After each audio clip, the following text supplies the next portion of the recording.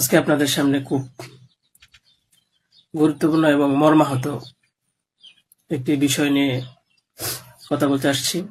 আমি কথা বলতে পারতেছি না, অসুস্থ। তারপরেও যদি কিছু না বলি তাহলে আপনারা হয়তো আমাকে সন্দেহ করতে পারেন। তাই আমি আমার কিছু কথা আপনাদের সাথে শেয়ার করার প্রয়োজন মনে করলাম। বিষয়টা হচ্ছে যে আপনারা দেখতে পাচ্ছেন যে সামাজিক যোগাযোগ মাধ্যমে আমাকে নিয়ে একটা বিষয় ভাইরাল হয়েছে, বিভিন্ন পত্রপত্রিকায় সেগুলো হয়তো প্রচার হচ্ছে। তো আমি আপনাদের বলবো যে এই বিষয়টার সাথে, যে বিষয়টা মেঘলা নামক একটা মেয়ে এবং আমার ছবি দিয়ে যে একটা অপপ্রচার করা হচ্ছে, অপবাদ রটানো হচ্ছে, এটার সাথে আমি কোনোভাবেই সম্পৃক্ত না। আমি এটার বিষয়ে কিছুই জানি না। আমি যদি বলি তাহলে বলবো যে এই মেয়েটা আমাদের এখানে পড়াশোনা করেছে, গত বছর পড়েছে এবং এর আগের বছরও পড়েছে। তো এর আগের বছর পূর্ণ বছর পড়াশোনা করার পরে সে আমাদের মাদ্রাসা থেকে চলে যায়। তো পরবর্তী বছর যখন মাদ্রাসা শুরু হলো তখন আমরা খোঁজ নিয়ে জানতে পারলাম যে কে কে আসে নাই। তো যারা যারা আসছে না তাদের মধ্যে সেও একজন ছিল, যে সে এখান থেকে চলে গেছে অন্য কোথাও। তো খবর নিয়ে জানতে পারলাম সে ঢাকা চলে গেছে, তারা বাবা মার সাথে থাকে।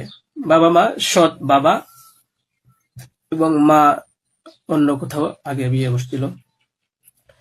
তো বর্তমান যে বাবা আছে মেঘলা, তার মেয়ে না, বরং আগের বাবার মেয়ে সে। তো সে যখন ঢাকায় চলে গেল আমরা শুনলাম, তখন আমরা কিছু বলি নাই, ঠিক আছে, ঢাকায় তো পড়াশোনা বেশি হয়, তাহলে পড়ুক। আমরা আমাদের ক্লাস শুরু করে দিলাম। কিছুদিন যাওয়ার পরে দেখলাম আবার এই মেয়েটা আমাদের মাদ্রাসায় আসছে। তো আসার পরে জিজ্ঞাসা করা হলো যে কেন, কি অবস্থা, কোথা থেকে আসছো? সে বললো যে ঢাকায় চলে গেছিলাম, এখন নানা ভাই জোর করে নিয়ে আসছে আমারে। আমি আসতে চাইছিলাম না, আমাকে জোর করে নিয়ে আসছে নানা ভাই। দেশবাসী, আমি আপনাদের সাথে শুধু এই কথাটাই বলতে চাই যে যে মেয়েটা এখানে আসতে চাইছিল না, চাচ্ছিল না, তাকে কেন জোর করে আনা হলো? তাকে জোর করে আনার পিছনে কি কারণ ছিল বা তার কি স্বার্থ ছিল? পরবর্তীতে আমরা এটাও জানতে পারি যে এই মেয়েটা তার এই নানার সাথে রাতের বেলা ঘুমায়। সে নিজেই বলছে।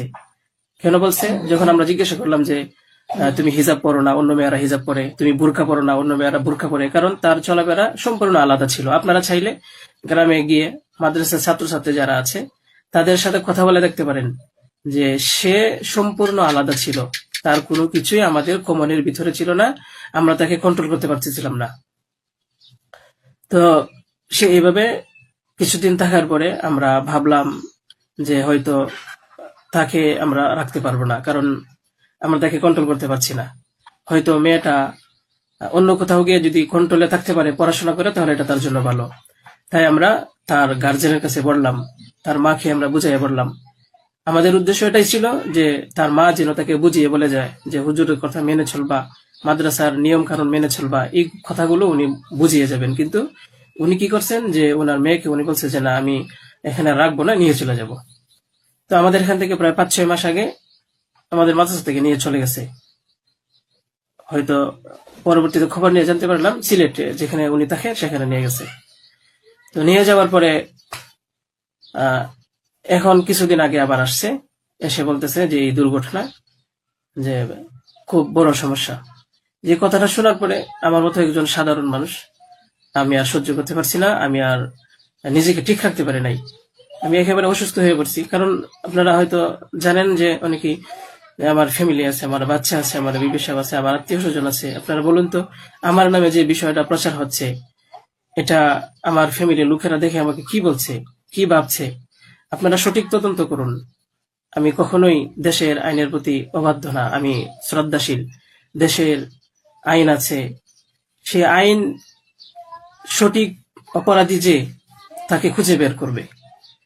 আপনারা অপরাধী খুঁজে বের করার আগেই যদি আমাকে অপরাধী বানিয়ে ফেলেন, তাহলে তো আসল অপরাধী পার পেয়ে যাবে, আসল অপরাধী তো ছাড়া পেয়ে যাবে। আপনাদের কাছে আমি অনুরোধ করে বলি, আপনারা আসল অপরাধীকে খুঁজে বের করুন, টেস্ট করা হোক যে আসলেই এ বাচ্চা বাবাকে। আপনারা আমাকে টেক দিচ্ছেন, বিভিন্ন পত্রপত্রিকায়, টেলিভিশনে বলা হচ্ছে।